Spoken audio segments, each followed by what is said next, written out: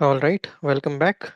So, in the last video, we have already covered the initial part of the third chapter from the very book that we are covering right now, that is Trading in the Zone by Sir Mark Douglas. And today we are going to continue that. So, this is the remaining part of the third chapter itself, right? So, in the third chapter, what exactly we were covering, if I'll show you that just in a ziffy, that's taking responsibility, right? So in this we have covered a lot of things, and now we will start from this very topic, which is winners, losers, boomers, and busters.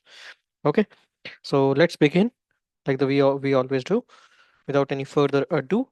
All right, so winners, losers, boomers, and busters. It takes some time before most traders either throw in the towel or find out the true source of their success. In the meantime, some traders manage to get enough right about trading to enter into what is commonly referred to as the boom and bust cycle. Contrary to what some of you may have inferred from the example of the novice trader, not everyone has inherently negative attitude and is therefore doomed to lose consistently. Yes, it is true that some traders do consistently lose, often until they lose everything or quit trading because they can't tolerate any more emotional pain. However, however, there are also many traders who are tenacious students of the market and have a sufficiently winning attitude going into trading so that, in spite of the many difficulties, they eventually learn how to make money. But, and I want to emphasize this, they learn how to make money only on a limited basis. They haven't yet learned how to counteract the negative effect of euphoria or how to compensate for the potential of self sabotage. Euphoria and self sabotage are two powerful psychological forces that will have an extremely negative effect on your bottom line. But they are not forces you have to concern yourself with until you start winning or start winning on a consistent basis. And that's a big problem. When you're winning, you are least likely to concern yourself with anything that might be a potential problem. Yeah, that's true. When I was in my winning streak, so yeah, I was not being very careful about because the result was in my favor, right? When you are winning, you are least likely to concern yourself with anything that might be a potential problem, especially something that feels a good as feels as good as euphoria. One of the primary characteristics of euphoria is that it creates a sense of supreme confidence where the possibility of anything going wrong is virtually inconceivable, right? So I can relate to this part as well. And I think many of you, if you were in the market for, let's say, more than 1 year now, so you also must have gone through this. Conversely, errors that result from self sabotage have their root in any number of conflicts that traders have about deserving the money or deserving to win.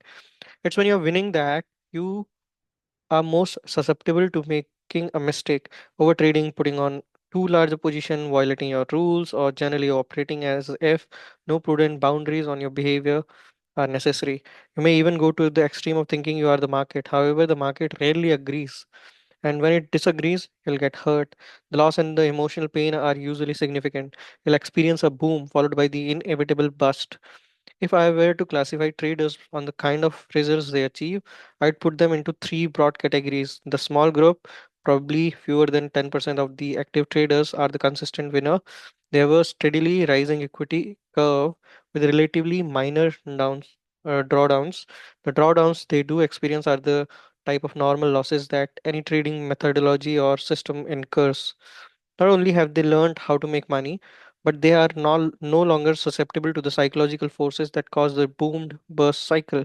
The next group, which consists of 30 and 40% of the active traders, are consistent losers. Their equity curves are mirror image of the consistent winners curve. So, but in the opposite direction, many losing trades with an occasional winner, regardless of how long they have been trading. There's much about it that they haven't learned. They either have illusions about the nature of trading or are addicted to it in ways that make it virtually impossible for them to be winners. The largest group, the remaining 40 to 50% of the active traders, are the boom and busters. They've learned how to make money, but they haven't learned there's a whole body of trading skills they have to be mastered in order to keep the money they make. As a result, their equity curves typically looks like roller coaster rides with a nice steady. I think I'm in this. I'm in this group as of now. With a nice steady ascent with a steep drop off, then another nice steady ascent with another steep drop off. The roller coaster cycle continues and on and on. Hmm.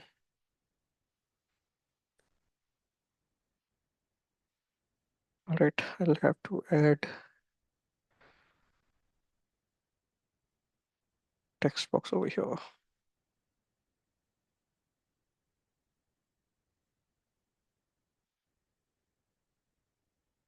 Okay.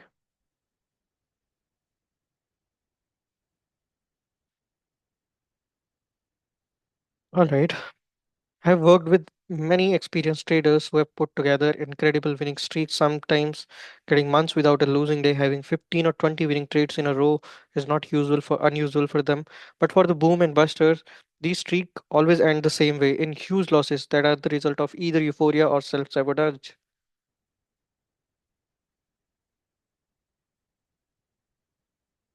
Mm, that's true.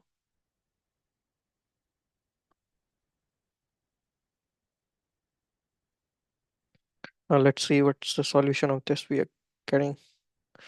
If the losses are the result of euphoria, it really doesn't matter what form the streak takes. A number of wins in a row, steadily rising curve, equity curve, or even one winning trade. Everyone seems to have a different threshold for when overconfidence or euphoria starts to take hold of the thinking process. However, the moment euphoria takes hold, the trader is in deep trouble. In a state of overconfidence or euphoria, you can't perceive any risk because euphoria makes you believe that absolutely nothing can go wrong. If nothing can go wrong, there's no need for rules or boundaries to govern your behavior. So, putting on a larger than usual position is not only appealing, it's compelling. However, as soon as you put on the larger than usual position, you are in danger. The larger the position, the greater the financial impact. Small fluctuation in price will have on your equity. Combine the larger than normal impact of a move against your position with a resolute belief that the market will do exactly as you expect, and you have a situation in which one tie in the opposite opposition direction of your trade can cause you to go into a state of mind freeze and become immobilized. True.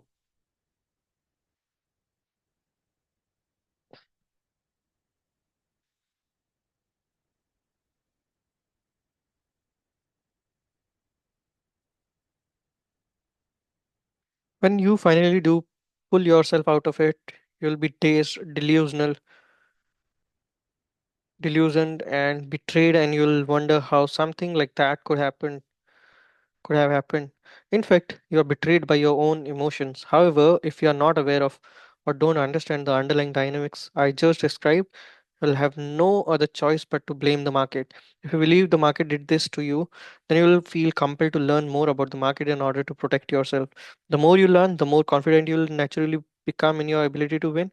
As your confidence grow, as your confidence grows, the more likely that at some point you'll cross the threshold into euphoria and start the cycle all over again. Losses that result from self-sabotage can be just as damaging, but they're usually more subtle in nature. Making errors like putting in a sell for a buy, or vice versa, or indulging yourself in some distracting activities at the most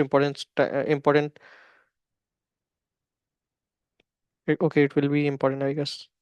Important time are typical example of how traders make sure they don't win. Why would someone want to win? Why wouldn't someone want to win? It's really not a question of what someone wants, because I believe that all traders wants to win. Yet there are often conflicts about winning. Sometimes these conflicts are so powerful that we find our behavior is in direct conflict with what we want. These conflicts could stem from religious upbringing, work ethic, or certain types of childhood trauma.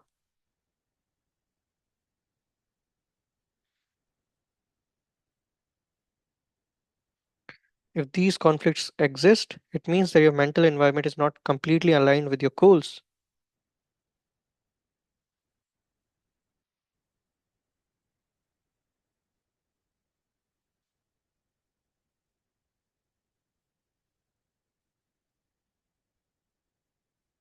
In other words, not all parts of you would argue for the same outcome. Therefore, you can't assume that you have the capacity to give yourself an unlimited amount of money just because you have learned how to trade and the money is there for the taking. A future broker at one of the major brokerage firms once commented that when it comes to his customers, he lives by the motto that all commodity traders are terminal and it is his job to keep them happy until they are gone. He said this preciously, but there is a lot of truth to his statement. Obviously, if you lose more money than you make, you can't survive. What's less obvious and one of the mysterious of being successful is that if you win, you may still be terminal. That is, if you win and you haven't learned how to create a healthy balance between confidence and restraint, or you haven't learned how to recognize and compensate for any potential you have to self-destruct, you'll sooner or later lose.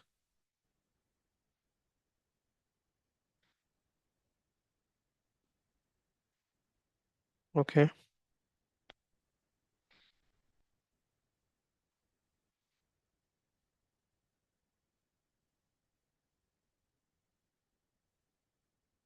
If you are among those in the boom and bust cycle, consider this. If you could redo every losing trade that was the result of an error or recklessness, how much money would you have now? Based on these recalculated result, what would your equity curve look like? I'm sure many of you would fall into the category of consistent winners. Now think about how you responded to your losses when they occurred. Did you assume complete responsibility for them? Hell no, I haven't done that. Do you try to identify how you might change your perspective, attitude, or behavior? I'm working on it. Or did you look to the market and wonder what you might learn about it to prevent such a thing from happening again? Yeah, I have tried that as well. Obviously, the market has nothing to do with your potential for recklessness, nor does it have anything to do with the errors you make as a result of some internal conflicts about deserving the money. Hmm.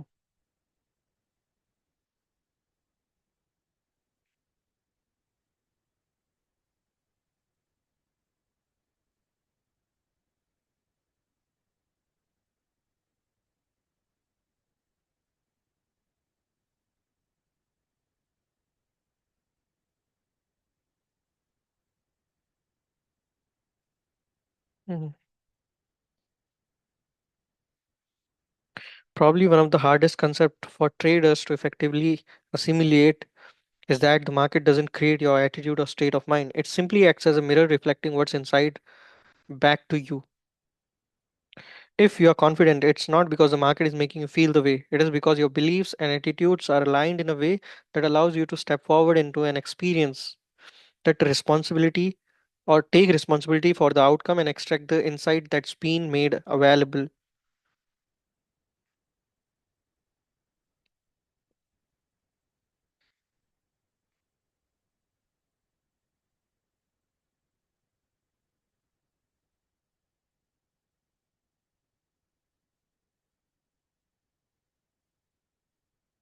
You maintain your confident state of mind simply because you are constantly learning.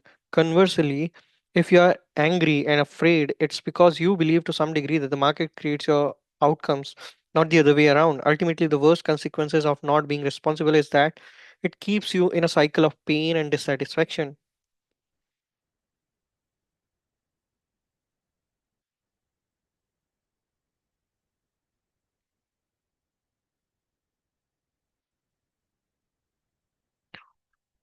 Think about it for a moment. If you're not responsible for your result, then you can assume there's nothing for you to learn and you can stay exactly as you are. You won't grow and you won't change. As a result, you will perceive events in exactly the same way and therefore respond to them in the same way and get the same dissatisfying results. Or you might also assume the solution to your problems is to gain more market knowledge.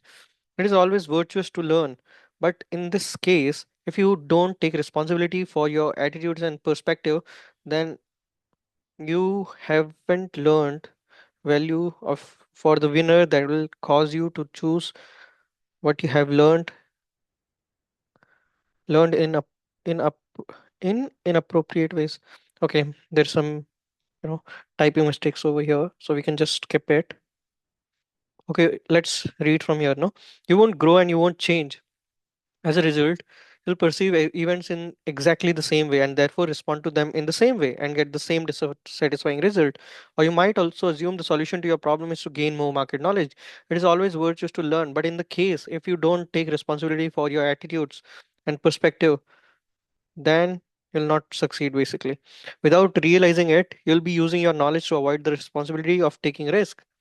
In the process, you end up creating the very things you are trying to avoid, keeping you in a cycle of pain and dissatisfaction. However, there is one tangible benefit to be gained from blaming the market for what you wanted and didn't get. You can temporarily shield yourself from your own harsh self criticism. I say temporarily because when you shift responsibility, you cut yourself off from whatever you needed to learn from the experience. Remember our definition of a winning attitude: a positive expectation of your efforts with an acceptance that whatever results you get are a perfect reflection of your level of development and what you need to learn to do better. That's the basic crux of whatever I have learned in this book so far.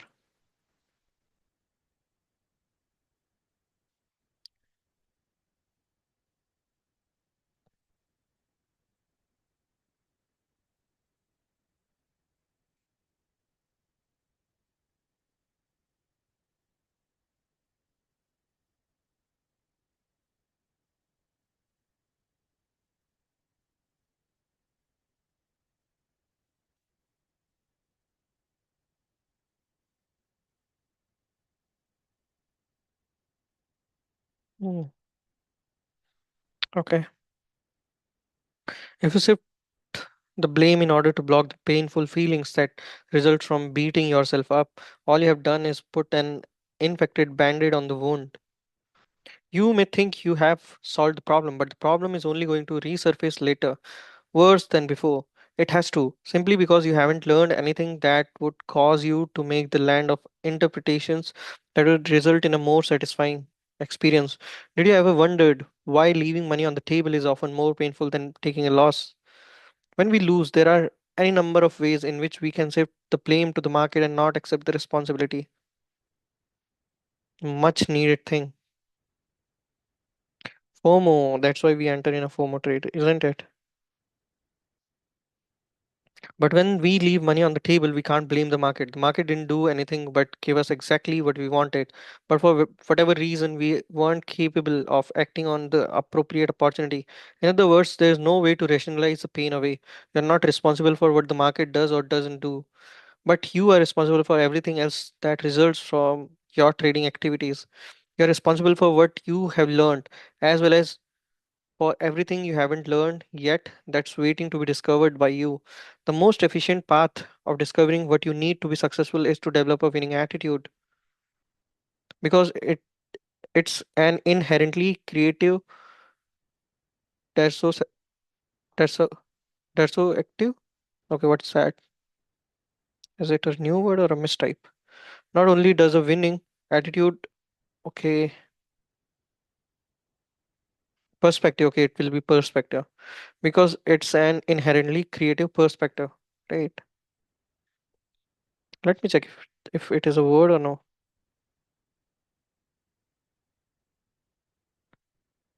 Tersosective is not a word, I guess. Can't even pronounce it in the right manner. It's yes, it's a perspective. There's this some typing mistake, because this is a, what I can say, soft copy of this book, but okay, that is completely fine, because any which ways we are learning things, right?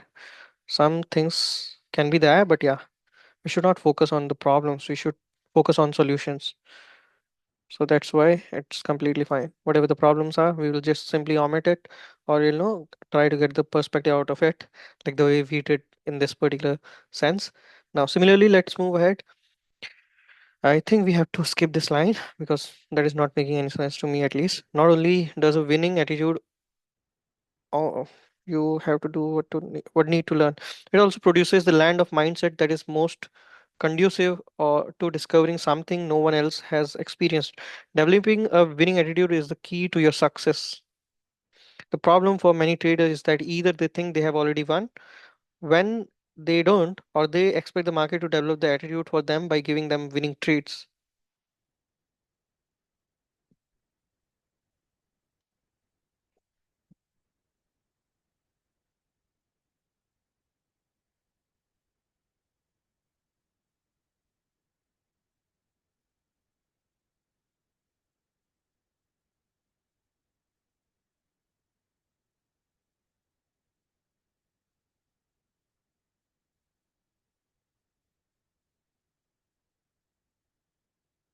Okay, no, it is fine. The problem for many traders is that either they think they already have won, when they don't, or they expect the market to develop the attitude for them by giving them winning trades. You're responsible for developing your own winning attitude. That's true. The market is not going to do anything about it. The market is not going to do it for you, and I want to be as emphatic as I can. No amount of market analysis will compensate for developing a winning attitude if you lack one, man.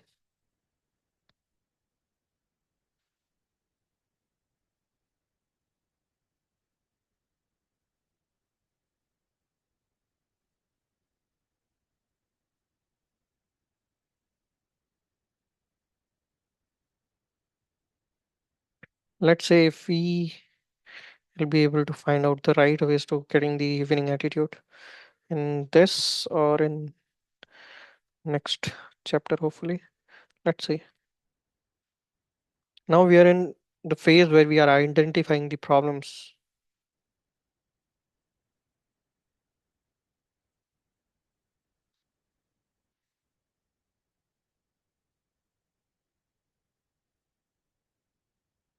Just give me 1 second. I'm taking a note of it also, right? I'm just simply copy and pasting whatever the important things I feel like is present in this. So I'm just taking a note of it. Understanding the market will give you the edge. You need to create some winning trades, but your edge won't make you consistent winner if you don't have a winning attitude.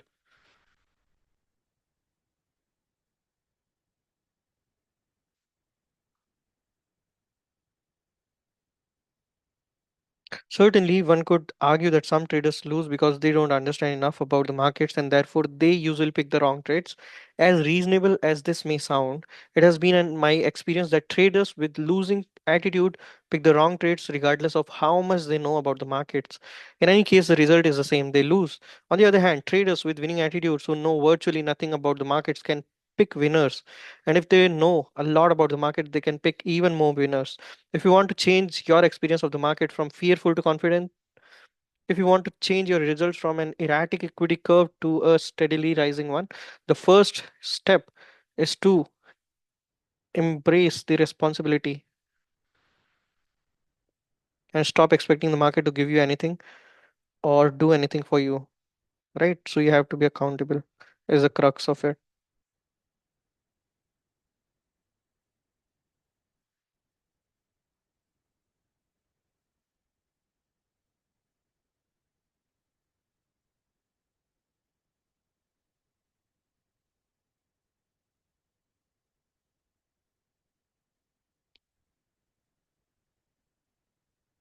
If you resolve from this point forward to do it all yourself, the market can no longer be your opponent. If you stop fighting the market, which in fact means you stop fighting yourself, you'll be amazed of how quickly you'll recognize exactly what you need to learn and how quickly you'll learn it. Taking responsibility is the cornerstone of a winning attitude.